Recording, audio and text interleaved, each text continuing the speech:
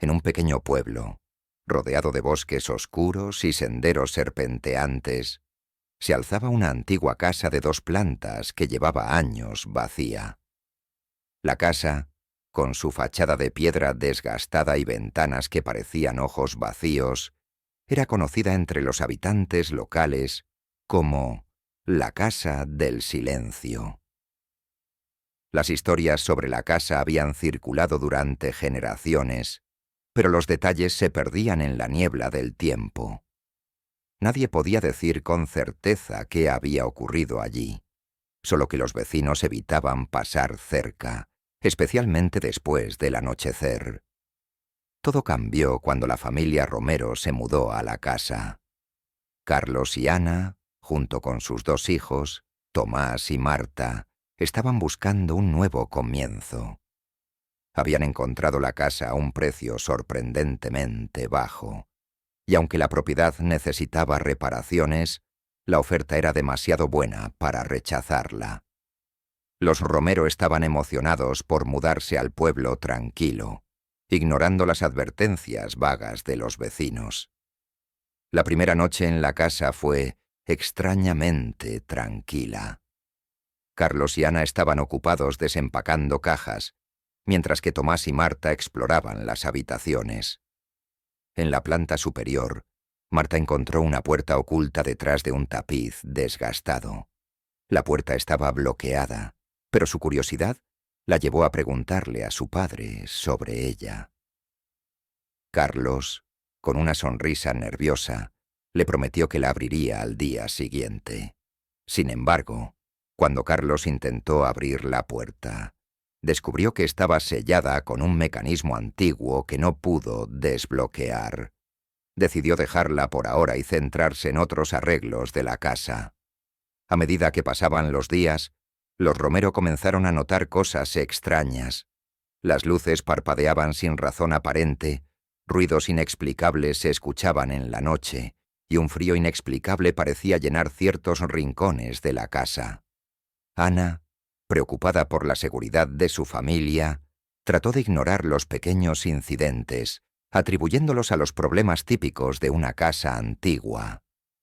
Un día, Tomás encontró un viejo diario escondido en el sótano. Las páginas estaban amarillentas y llenas de una escritura temblorosa. El diario pertenecía a la anterior propietaria de la casa, una mujer llamada Eloísa, que había vivido en la casa durante los años 50.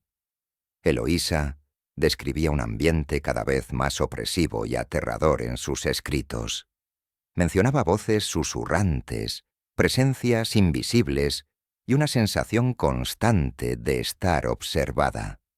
Sus últimas entradas estaban llenas de pánico y desesperación, terminando abruptamente con una nota final que decía: «El silencio es la clave». Tomás mostró el diario a sus padres, quienes estaban preocupados pero no querían alarmar a sus hijos. Decidieron investigar más a fondo la historia de la casa. Descubrieron que Eloísa había sido una figura solitaria en el pueblo y que su desaparición había sido un misterio. Nadie sabía qué había pasado con ella, solo que la casa había estado vacía desde entonces. Una noche, mientras la familia dormía, Marta fue despertada por un susurro que parecía venir de la habitación de sus padres. Se levantó para investigar y encontró a sus padres en la cocina, conversando en voz baja. Al acercarse, escuchó que estaban hablando sobre una serie de eventos extraños que habían estado ocurriendo, como las luces parpadeantes y el frío inexplicable. Ana le dijo a Carlos que sentía una presencia inquietante en la casa. Esa misma noche, Marta fue despertada nuevamente por un sonido. Esta vez era un susurro claro, como si alguien estuviera llamándola. Salió de su habitación y siguió el sonido hasta la puerta oculta en el segundo piso. Aunque la puerta seguía sellada, Marta sintió una atracción inexplicable hacia ella. La puerta parecía vibrar ligeramente, como si algo estuviera tratando de salir desde el otro lado. Al día siguiente, Carlos decidió que era hora de hacer algo.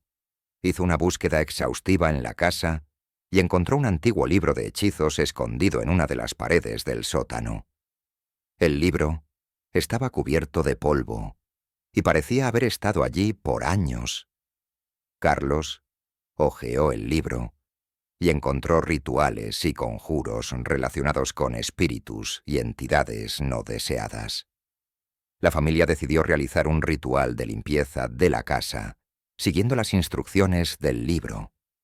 Encendieron velas y recitaron las palabras del hechizo con esperanza de que esto alejara las presencias inquietantes. Sin embargo, la noche siguiente, los eventos tomaron un giro más oscuro. Durante la ceremonia, la casa comenzó a temblar.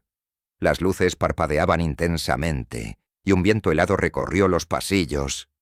La familia intentó mantener la calma, pero el pánico se apoderó de ellos cuando vieron sombras moviéndose por las paredes.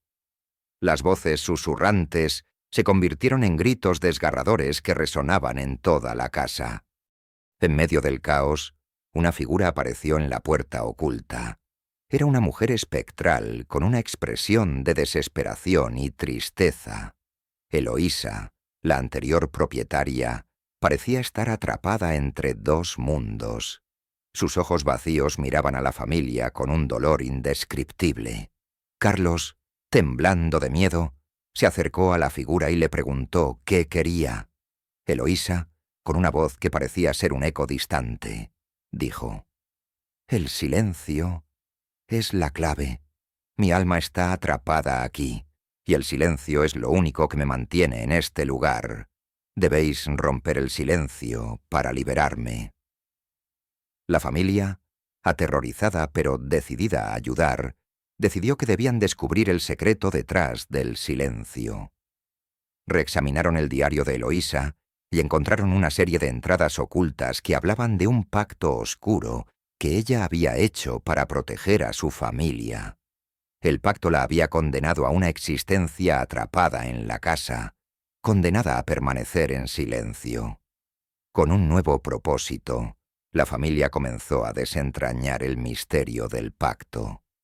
Descubrieron que la única forma de romper el silencio era realizar un acto de valentía y sacrificio que permitiría a Eloísa liberarse. La familia se unió para cumplir con el último deseo de Eloísa, enfrentando sus miedos y enfrentándose a las entidades que aún habitaban la casa. Finalmente, después de una noche llena de terror y desesperación, el silencio se rompió. Eloísa fue liberada, y la casa volvió a la normalidad. Los Romero, aunque exhaustos, se sintieron aliviados al ver que la casa ya no estaba llena de presencias inquietantes. Con el tiempo, la familia se adaptó a su nueva vida en el pueblo. La Casa del Silencio, ahora conocida como la Casa del Nuevo Comienzo, se convirtió en un lugar de esperanza y renovación. Aunque las historias sobre la casa seguían circulando, la familia Romero había demostrado que incluso en los lugares más oscuros, la valentía y el amor podían traer la paz y el silencio.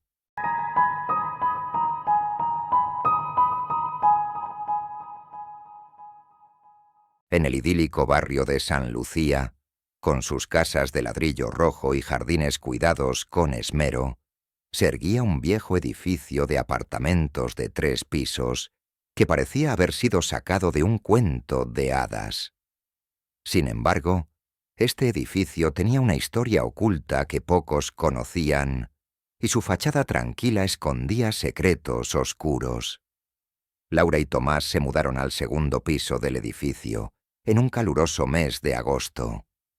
Era su primer hogar juntos, y estaban ansiosos por comenzar esta nueva etapa de sus vidas. El edificio tenía un aire acogedor, y los vecinos parecían ser amigables.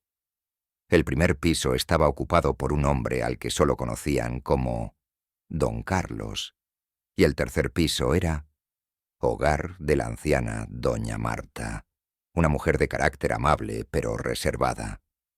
Desde el inicio, Laura notó algo peculiar sobre el apartamento del primer piso. Las cortinas estaban siempre cerradas, incluso durante el día, y a menudo veía una sombra moviéndose detrás de ellas. No era algo que se pudiera atribuir a la luz, ya que la sombra parecía moverse de una manera inquietante, como si alguien estuviera caminando en círculos sin parar. Una noche, Laura decidió bajar a presentarse a don Carlos. Llamó a la puerta del primer piso, pero no hubo respuesta. Tras unos minutos, la curiosidad la llevó a mirar por la mirilla, pero lo único que vio fue oscuridad. Decidió irse, pero no pudo sacudirse la sensación de que algo no estaba bien. Las noches siguientes, Laura comenzó a oír ruidos extraños provenientes del apartamento de abajo. Primero fueron pasos pesados, seguidos de arrastrar muebles, como si alguien estuviera reorganizando el lugar constantemente. A veces, el sonido era tan intenso que parecía que los muebles estaban siendo arrastrados por el suelo. Sin embargo, lo que realmente la inquietaba era un llanto apagado que a veces parecía mezclarse con los otros ruidos. Laura pensaba que tal vez don Carlos estaba reorganizando sus pertenencias o tenía problemas personales, pero nunca podía oír ninguna voz que indicara una conversación. Una noche especialmente perturbadora, Laura oyó un estruendoso golpe que la despertó. Fue seguido por un silencio ominoso que la hizo sentir una profunda inquietud. Tomás estaba fuera en una reunión, y cuando regresó, todo parecía estar en calma. La puerta del primer piso estaba cerrada y no había señales de actividad.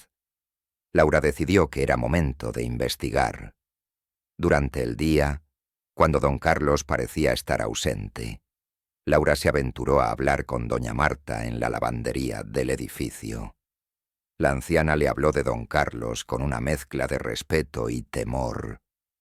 Según doña Marta, don Carlos había vivido en el edificio durante décadas, pero en los últimos años se había vuelto cada vez más recluso. La anciana mencionó rumores sobre don Carlos participando en actividades extrañas y que en ocasiones hablaba de una presencia inquietante que lo atormentaba. Doña Marta también le reveló que el edificio había tenido una serie de inquilinos problemáticos, muchos de los cuales se habían quejado de ruidos inexplicables y de una sensación de estar observados. Laura se sintió inquieta al escuchar esto, pero decidió que no podía quedarse con las dudas. Una tarde, Laura encontró un viejo libro de registros del edificio en la oficina de administración. Al hojearlo, descubrió entradas que documentaban quejas de ruidos extraños y comportamientos inusuales por parte de varios inquilinos anteriores. Sin embargo, la entrada más perturbadora era una nota escrita a mano en la parte posterior del libro. El edificio no olvida. La oscuridad siempre vuelve. Intrigada y aterrorizada, Laura decidió que necesitaba obtener más información sobre don Carlos y el apartamento de abajo. Un día, mientras observaba desde la ventana, notó que la puerta del primer piso estaba entreabierta. Decidió aprovechar la oportunidad y entró al apartamento. El lugar estaba en completo desorden. Muebles rotos, ropa arrugada y papeles esparcidos por el suelo creaban una atmósfera caótica. En el fondo del apartamento, Laura encontró una pequeña habitación con una puerta sellada. Aunque estaba llena de polvo y telarañas, Laura decidió abrirla. La habitación estaba llena de objetos inquietantes, fotografías antiguas enmarcadas, una colección de libros de ocultismo y una serie de diarios con una caligrafía extraña. Laura comenzó a leer uno de los diarios y descubrió que don Carlos había estado involucrado en rituales oscuros. En sus escritos, hablaba de una presencia siniestra que había invocado y que había tomado el control del edificio. Las entradas del diario revelaban detalles sobre cómo don Carlos había comenzado a sentir la presencia desde hace muchos años, cuando un antiguo inquilino, un ocultista, había practicado rituales en el edificio. La presencia según los escritos, estaba vinculada a la construcción del edificio, que se había levantado sobre un terreno utilizado para prácticas oscuras en el pasado.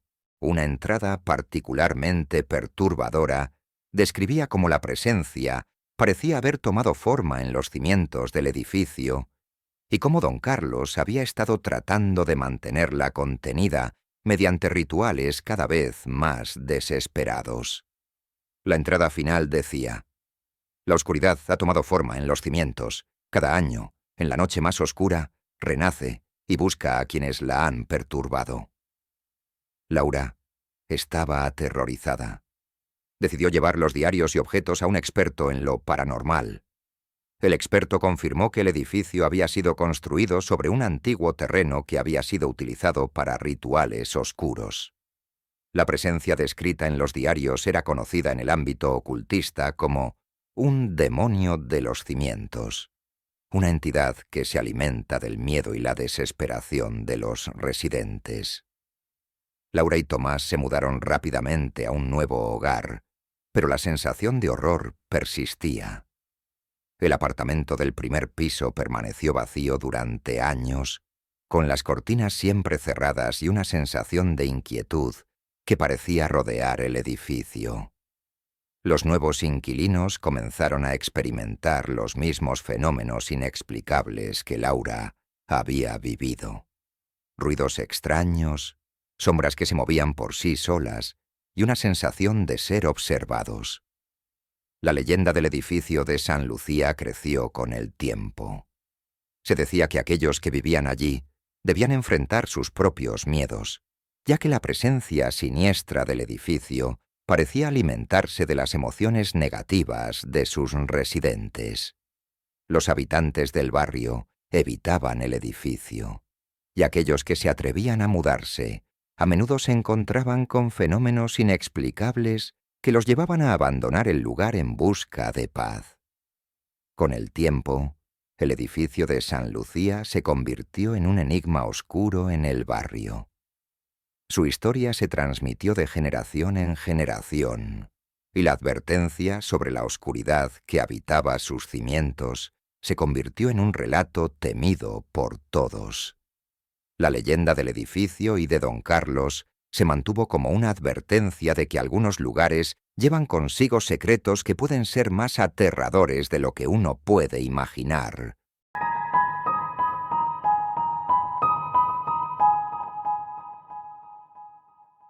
Había una vez un edificio antiguo en la calle Pálida, número 13. Su fachada de ladrillo rojo, que alguna vez debió haber sido vibrante, ahora estaba descolorida y agrietada, con musgo creciendo en las grietas y ventanas empolvadas que rara vez reflejaban la luz del sol. Era un edificio que pasaba desapercibido para la mayoría, escondido entre las sombras de árboles viejos y pesados que lo rodeaban. La gente solía pasar de largo sin prestarle mucha atención, pero quienes vivían allí sabían que algo oscuro residía dentro de esos muros.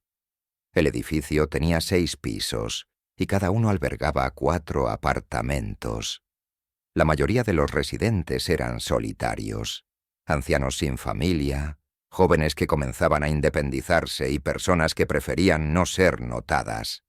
Pero había una familia que destacaba. Los López eran una pareja joven con un niño de 5 años llamado Martín. Se mudaron al apartamento cuarto B durante el otoño, cuando las hojas caían de los árboles como susurros y el viento parecía arrastrar secretos olvidados. Desde el primer día, algo se sintió mal para los López. El edificio tenía un aire opresivo, como si las paredes estuvieran siempre demasiado cerca, como si la oscuridad persistiera incluso en pleno día. Pero, como muchos antes que ellos, decidieron ignorarlo.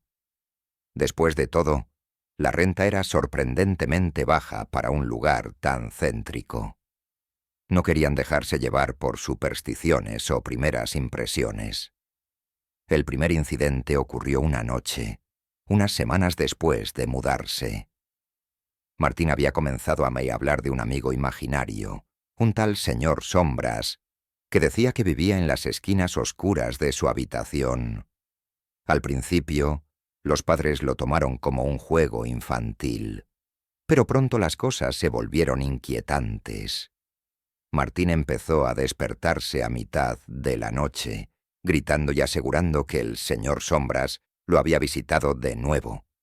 Decía que este ser le hablaba en susurros, palabras que él no entendía pero que le llenaban de miedo.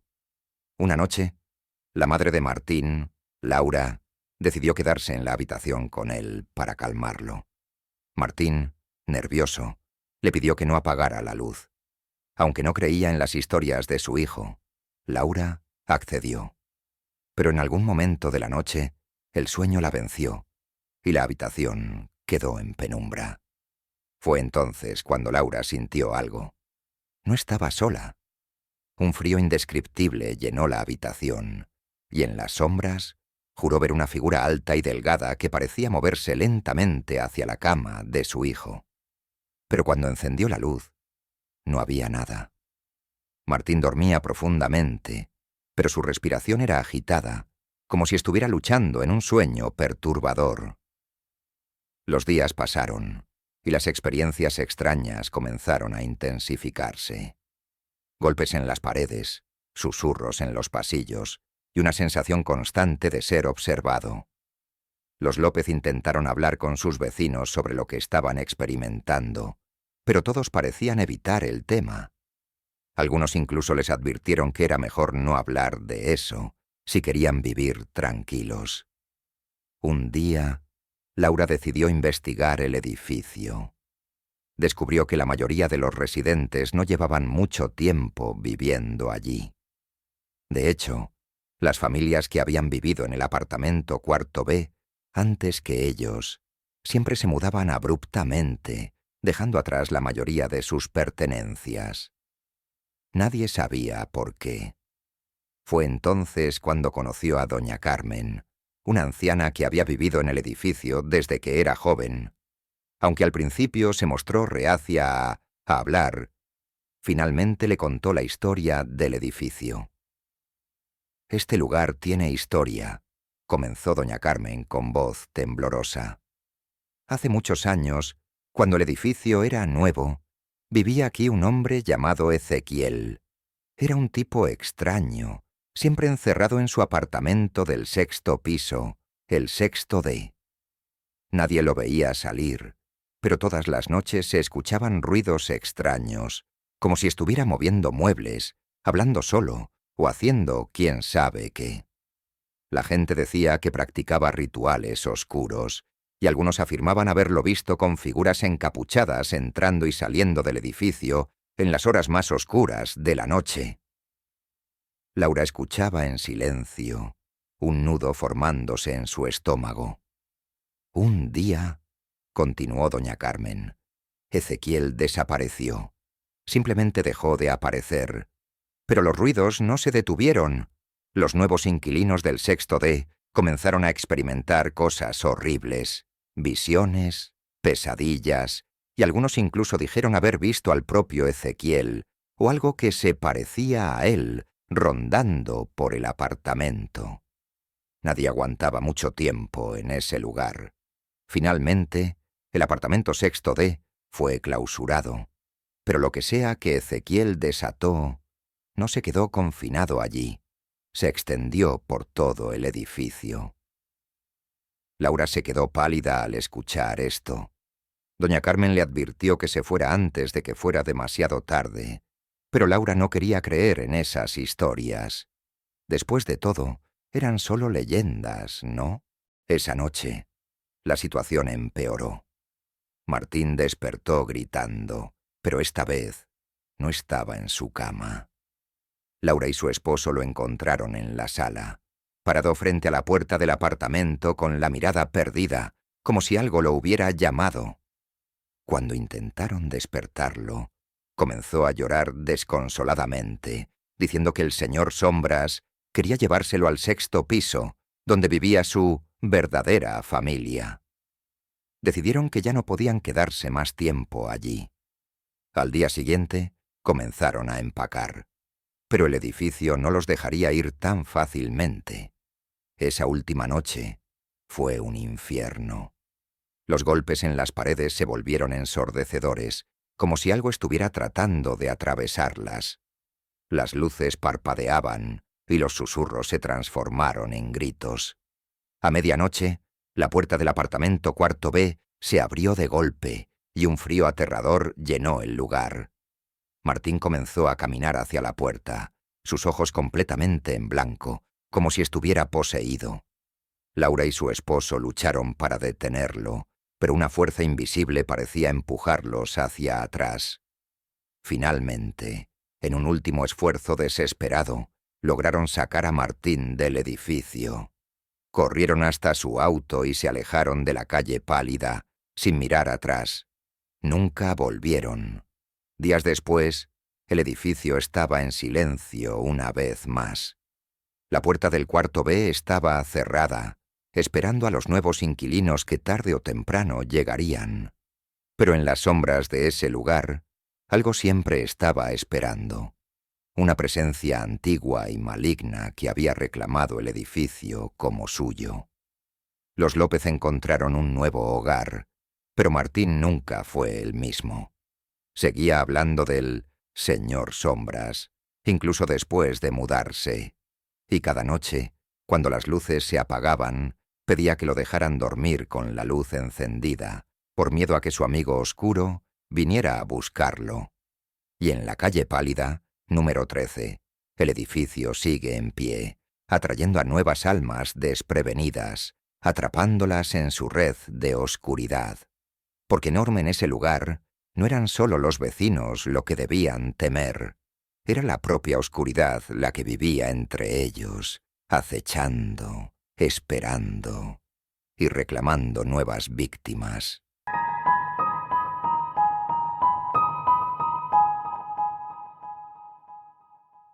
En el tranquilo vecindario de la colina, donde las casas estaban separadas por pequeños jardines y cercas de madera, la vida seguía un ritmo predecible. Los vecinos se conocían por nombre, se saludaban por las mañanas y compartían anécdotas sobre sus vidas. Pero había una excepción: la casa número 2. La casa número 2 era una estructura antigua, un vestigio del pasado del vecindario que con el tiempo había caído en el abandono. Sus paredes, cubiertas de hiedra y moho, se alzaban como un recordatorio de tiempos mejores, mientras las ventanas, rotas y polvorientas, no dejaban ver nada del interior. Nadie sabía a ciencia cierta quién vivía allí, aunque había una pareja, los Sarmiento, que se decía eran los propietarios. Los Sarmiento eran dos ancianos que rara vez se dejaban ver. Cuando lo hacían era al anochecer, y siempre vestían de negro, caminando lentamente por las calles vacías, murmurando entre ellos en un idioma que nadie reconocía. La gente evitaba cruzarse con ellos, no por miedo, sino por una inquietud inexplicable que los envolvía. La historia de la casa número 2 estaba llena de rumores y leyendas. Se decía que los Sarmiento habían llegado al barrio hace más de 50 años, en circunstancias misteriosas. Según los más viejos del lugar, la casa había estado vacía durante décadas antes de su llegada, y desde que se instalaron, los vecinos comenzaron a notar cosas extrañas. La primera señal de que algo no estaba bien ocurrió pocos meses después de que los Sarmiento se mudaron. Los niños del vecindario jugaban cerca de la casa, lanzando una pelota entre ellos, cuando el balón rodó hacia el jardín de la casa número 2. Uno de los niños, un chico de 10 años llamado Andrés, corrió tras él.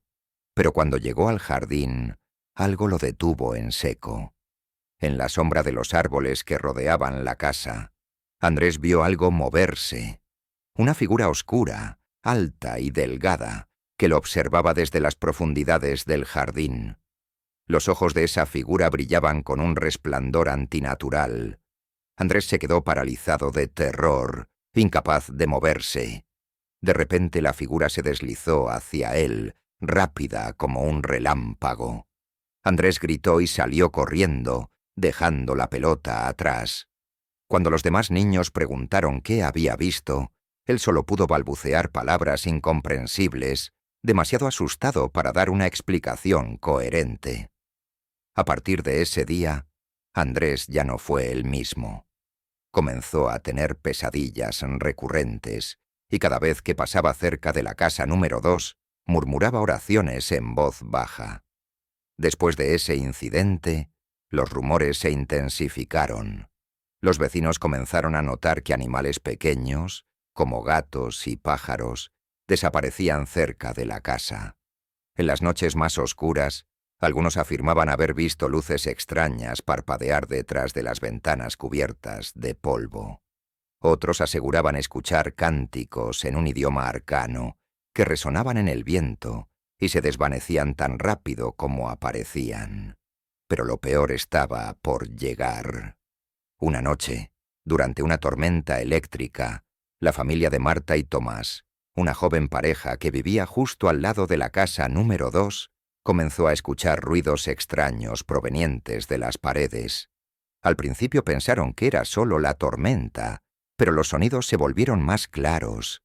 Eran golpes rítmicos, acompañados de susurros apenas audibles. Intrigados y asustados, Marta y Tomás decidieron investigar. Tomás tomó una linterna y se dirigió al sótano, de donde parecían provenir los ruidos. Mientras descendía las escaleras, los golpes se hicieron más fuertes. Al llegar al fondo, la luz de la linterna reveló una puerta de madera que nunca antes había visto. Era antigua, con símbolos tallados en la superficie, símbolos que no reconocía pero que le provocaron un escalofrío en la columna. Decidido a descubrir qué estaba sucediendo, Tomás abrió la puerta. Lo que vio al otro lado lo dejó sin aliento. El sótano de su casa se conectaba directamente con el sótano de la casa número 2. Al otro lado, en la penumbra, pudo ver figuras en movimiento. Se trataba de los Sarmiento, junto a otras figuras que no podía reconocer. Todos estaban reunidos alrededor de un círculo dibujado en el suelo, formado por velas y símbolos extraños. En el centro del círculo, un objeto oscuro pulsaba con una energía siniestra, como si estuviera vivo. Tomás retrocedió, horrorizado. Pero antes de que pudiera cerrar la puerta, una mano fría y huesuda lo agarró del brazo. Era la anciana Sarmiento, su rostro una máscara de locura. «No debiste mirar, Tomás», susurró, y su voz sonó como el crujido de hojas secas. «Ahora eres uno de los nuestros». Tomás gritó, tratando de liberarse, pero la anciana tenía una fuerza sobrehumana.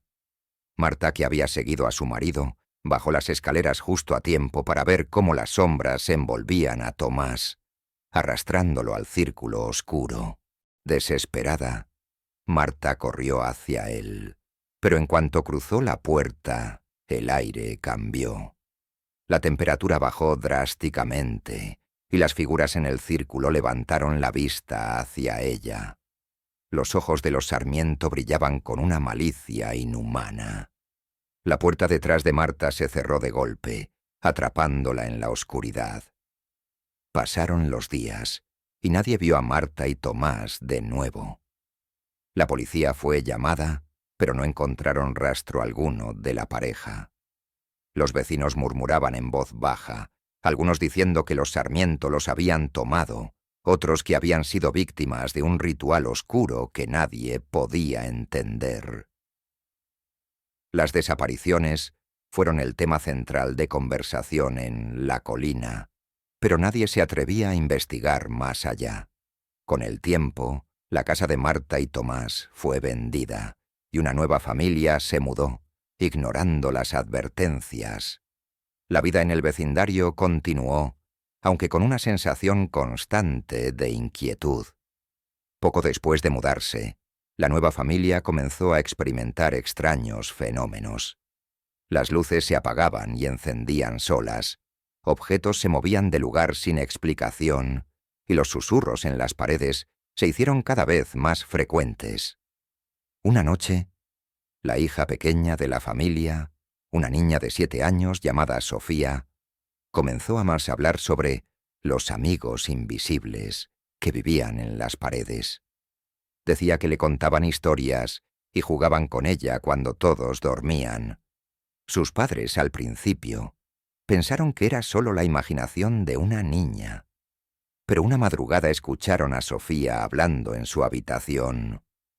Cuando entraron, la encontraron de pie frente a la pared, susurrando palabras en un idioma que no reconocían. Sus ojos estaban fijos en un punto oscuro de la pared, y su rostro estaba vacío de expresión. Al preguntarle qué estaba haciendo, Sofía respondió en un tono monótono: «Ellos quieren que venga con ellos. Dicen que mamá y papá vendrán también, pronto». Esa misma noche, la familia decidió abandonar la casa.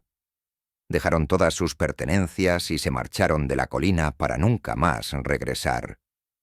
Nadie supo de ellos nuevamente, y la casa quedó vacía una vez más. Con el paso de los años, más y más casas alrededor de la número 2 quedaron deshabitadas. Los pocos vecinos que quedaban evitaban mirar hacia esa dirección, como si el mero acto de observar pudiera atraer la atención de los Sarmiento. Pero las leyendas continuaban creciendo. Algunos decían que la casa número 2 era un portal a otro mundo, un lugar donde las almas se perdían para siempre. Otros afirmaban que los Sarmiento no eran humanos, sino entidades antiguas que se alimentaban del miedo y el sufrimiento de los incautos. Hoy en día, la colina es un lugar casi desierto. La naturaleza ha reclamado la mayoría de las casas, y el viento susurra entre los árboles como si contara las historias de aquellos que se atrevieron a desafiar a la casa número 2. Pero la casa sigue allí, intacta, como si el tiempo no la afectara. Los Sarmiento, o lo que queda de ellos, siguen esperando en las sombras, listos para recibir a quien tenga la desgracia de cruzar su umbral. Y aunque el vecindario ha cambiado, una cosa es segura: la oscuridad en la casa número 2 nunca desaparecerá.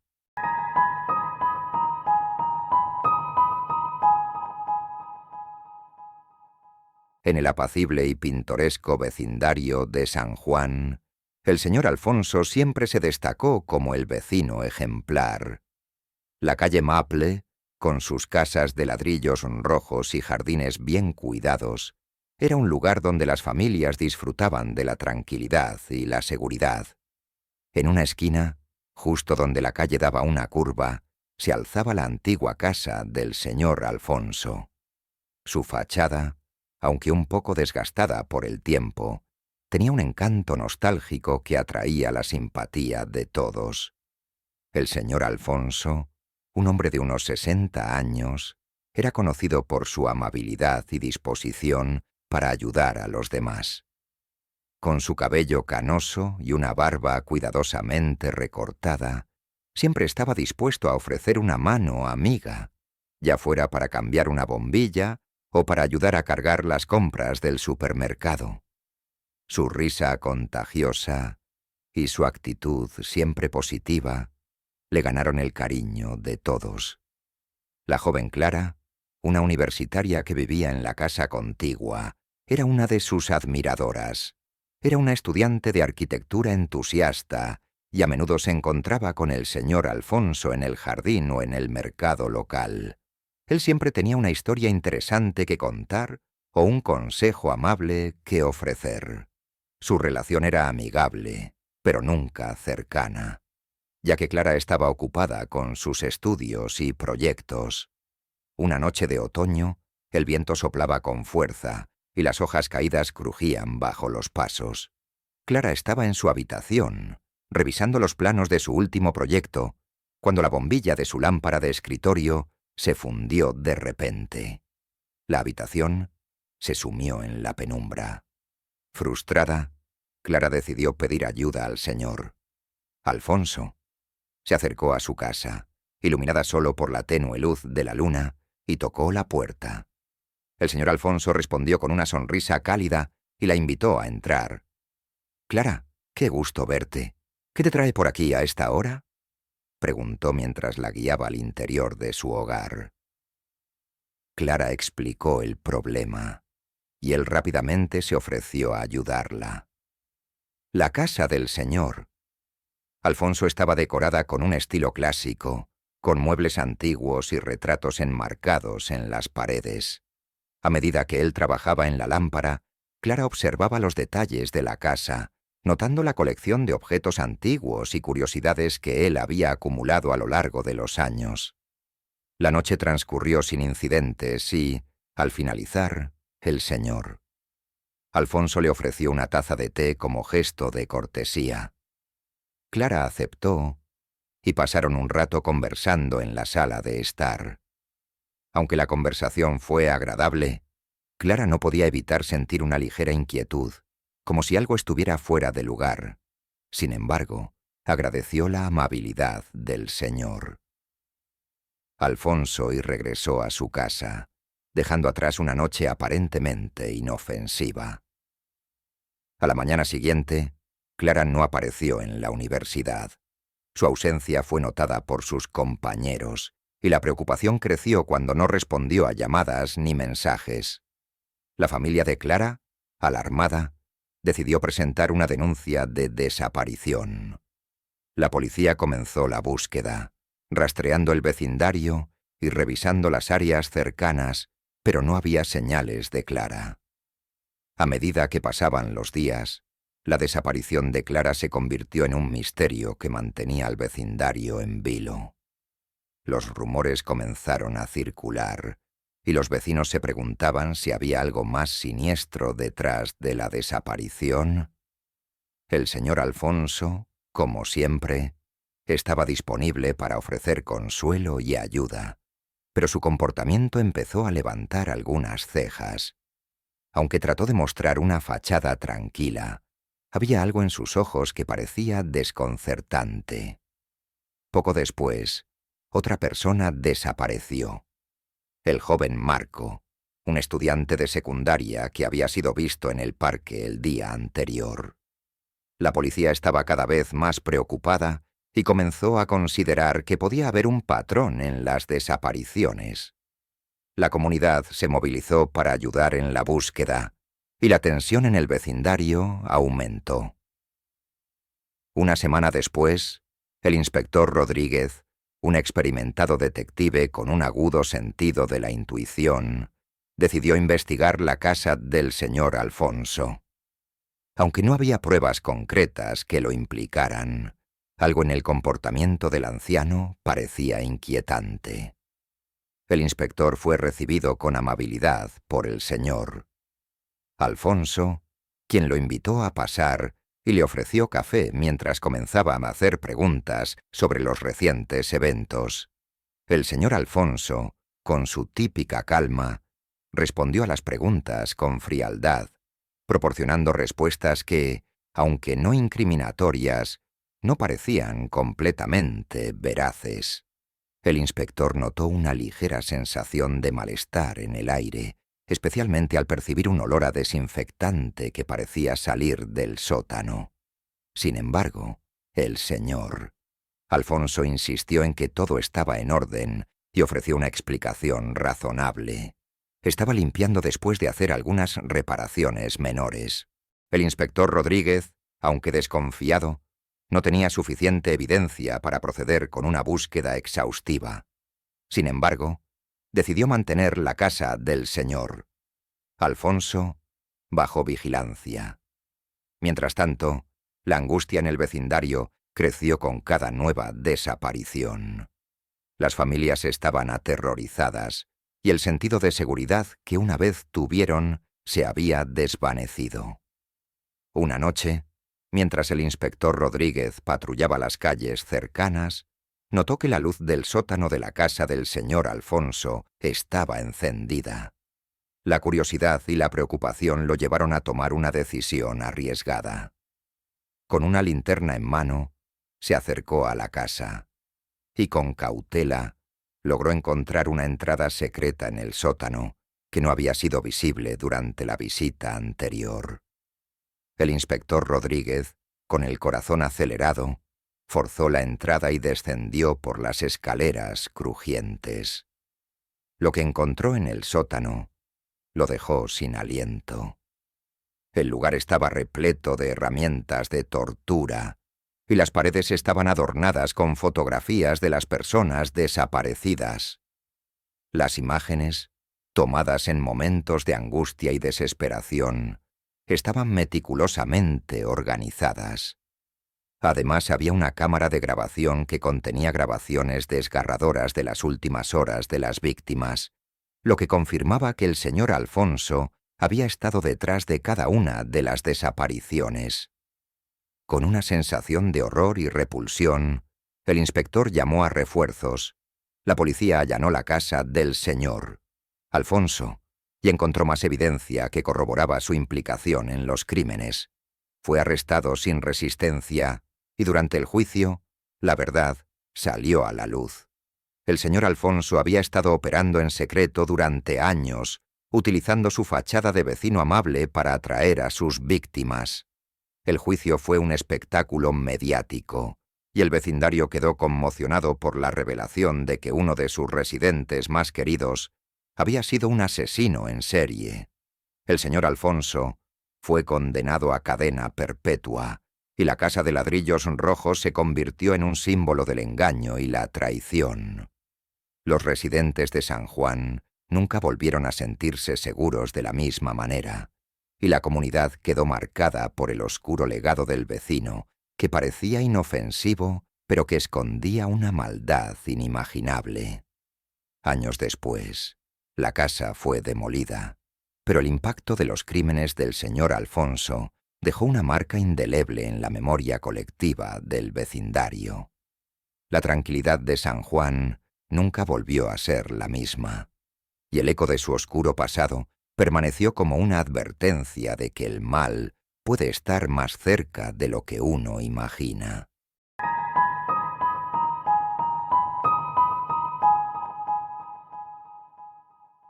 Cristina y Tomás se mudaron a su nuevo hogar en el apacible vecindario de Evergreen durante una soleada mañana de primavera. La casa que eligieron, con su fachada de un gris claro y un jardín delantero rebosante de flores, parecía el lugar perfecto para empezar una nueva etapa de sus vidas. El vecindario, con sus calles bordeadas de árboles y casas bien cuidadas, prometía un ambiente tranquilo y seguro.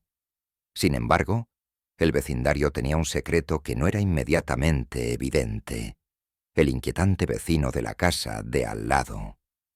El señor Delgado vivía en una casa antigua que destacaba por su antigüedad y su atmósfera peculiar. La casa, pintada en un tono gris oscuro que contrastaba con el verde vibrante del jardín, tenía un aire de desolación que desentonaba con el entorno. Aunque la casa estaba en buen estado, su fachada parecía haber visto mejores días y tenía una sombra perpetua a su alrededor, a pesar del sol radiante. El señor Delgado, un hombre de avanzada edad con un aire de misterio, rara vez se mostraba fuera de su hogar. Cuando lo hacía, su presencia era desconcertante. Su mirada, siempre fija y penetrante, y su actitud reservada y evasiva generaban una sensación de incomodidad entre los vecinos. Cristina y Tomás, recién llegados al vecindario, decidieron no dejarse llevar por las habladurías sobre el señor Delgado. Querían ser amables y establecer buenas relaciones con sus nuevos vecinos, así que, a pesar de las advertencias sutiles de algunos residentes, comenzaron a adaptarse a su nuevo entorno. A medida que pasaban las semanas, comenzaron a notar que el señor Delgado parecía observarlos desde sus ventanas, un comportamiento que los inquietaba, pero que preferían no comentar. Una tarde, el señor Delgado hizo una visita inesperada a la puerta de Cristina y Tomás. Con una sonrisa forzada y una amabilidad que parecía ensayada, les extendió una invitación para una cena en su casa. La pareja, aunque sorprendida por la invitación, decidió aceptarla, pensando que podría ser una oportunidad para conocer mejor a su enigmático vecino. La noche de la cena, Cristina y Tomás llegaron a la casa del señor Delgado. La iluminación exterior era cálida y acogedora, pero había algo en la atmósfera que parecía fuera de lugar. Al entrar, fueron recibidos por el señor Delgado, quien los guió a través de un pasillo decorado con antiguos cuadros y muebles elegantes. Aunque la decoración era refinada, la casa tenía un aire sombrío que contrastaba con la calidez de la luz. Durante la cena, el señor Delgado sirvió un festín elaborado, con platos que no habían probado antes. La comida estaba deliciosa, pero la conversación era peculiar. El señor Delgado hizo preguntas detalladas sobre sus vidas, indagando sobre sus horarios, sus amigos y sus antecedentes personales. Cristina y Tomás trataron de responder educadamente, pero las preguntas se volvieron cada vez más incómodas. La cena se prolongó con una sensación creciente de inquietud, pero la cortesía les impedía retirarse. Después de la cena, el señor Delgado les ofreció un recorrido por su casa. Cristina y Tomás aceptaron, intentando superar la sensación de incomodidad. El recorrido los llevó a través de habitaciones decoradas de manera impecable, pero había una sensación de opresión en el aire. El señor Delgado parecía más nervioso a medida que avanzaban, y sus comentarios se volvían más apresurados y desorganizados. Finalmente, llegaron a una puerta en el sótano, que estaba cerrada con una llave grande y oxidada. El señor Delgado, con una expresión tensa, les pidió que entraran. A pesar de sus reservas, Cristina y Tomás siguieron adelante, impulsados por la curiosidad y el deseo de no parecer groseros. Cuando el señor Delgado abrió la puerta, una oleada de aire frío salió del sótano, y un sentimiento de inquietud se apoderó de ellos. El sótano estaba en completo contraste con el resto de la casa. Las paredes estaban cubiertas de cámaras de vigilancia y equipos de grabación, con monitores que mostraban imágenes en tiempo real de diferentes áreas de la casa. En el centro de la habitación había una silla de tortura, con correas y dispositivos de inmovilización, y cerca de ella, una mesa llena de herramientas inquietantes. A medida que Cristina y Tomás se dieron cuenta de lo que estaban viendo, el horror se apoderó de ellos. El señor Delgado, con una sonrisa fría y calculadora, reveló la verdad. Había estado espiando a la pareja desde que se mudaron, obsesionado con los nuevos residentes del vecindario. Su invitación a la cena había sido una trampa, y todo el tiempo había estado planeando su captura. Las cámaras y el equipo de tortura eran parte de un retorcido juego para satisfacer sus deseos más oscuros. La revelación fue una pesadilla hecha realidad. Cristina y Tomás estaban aterrorizados, pero no estaban dispuestos a rendirse sin luchar. Mientras el señor Delgado se acercaba con una actitud amenazante, Cristina logró encontrar una herramienta afilada en la mesa. Con un grito de desesperación, la usó para atacar al señor Delgado, dándole a ella y a Tomás una oportunidad para escapar. La confrontación fue violenta y caótica, pero el ataque sorpresivo permitió que Cristina y Tomás corrieran hacia la salida. La persecución a través de la casa fue frenética. El señor Delgado, herido pero aún furioso, intentó detenerlos, pero la pareja logró atravesar el pasillo y salir al exterior. Corrieron por la calle, gritando y buscando ayuda desesperadamente. Finalmente, encontraron a un grupo de vecinos que llamaron a la policía. Cuando la policía llegó, el señor Delgado estaba en estado de shock por el ataque repentino. Los agentes encontraron la casa llena de pruebas inquietantes, confirmando los temores de Cristina y Tomás. Los monitores y equipos de tortura fueron confiscados, y el señor Delgado fue arrestado. La noticia del vecino espía y torturador conmocionó al vecindario, que nunca imaginó que un hombre tan aparentemente inofensivo pudiera esconder un secreto tan terrible. La casa del señor Delgado fue sellada y convertida en un símbolo de terror en la comunidad. Los residentes de Evergreen, perturbados por el descubrimiento, comenzaron a prestar más atención a sus vecinos y a ser más cautelosos. La experiencia dejó una marca indeleble en el vecindario, recordando a todos que la apariencia tranquila de una comunidad no siempre reflejaba la realidad oculta en sus rincones más oscuros. Cristina y Tomás, traumatizados por la experiencia, decidieron mudarse a un nuevo lugar. Aunque intentaron seguir adelante con sus vidas, la experiencia dejó cicatrices profundas y una desconfianza que nunca se desvaneció por completo. La historia del vecino y su trampa mortal se convirtió en una advertencia para todos en Evergreen, subrayando la importancia de no subestimar los peligros que pueden acechar detrás de las apariencias más tranquilas. En el nuevo hogar de Cristina y Tomás, el eco de la experiencia pasada persistió.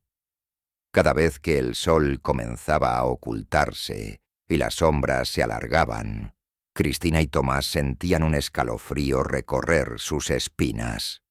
Aunque estaban lejos del vecindario de Evergreen, el terror de aquella noche seguía vivo en sus recuerdos. La experiencia los unió de manera inquebrantable, y su vigilancia constante de sus alrededores se convirtió en una parte integral de su vida cotidiana.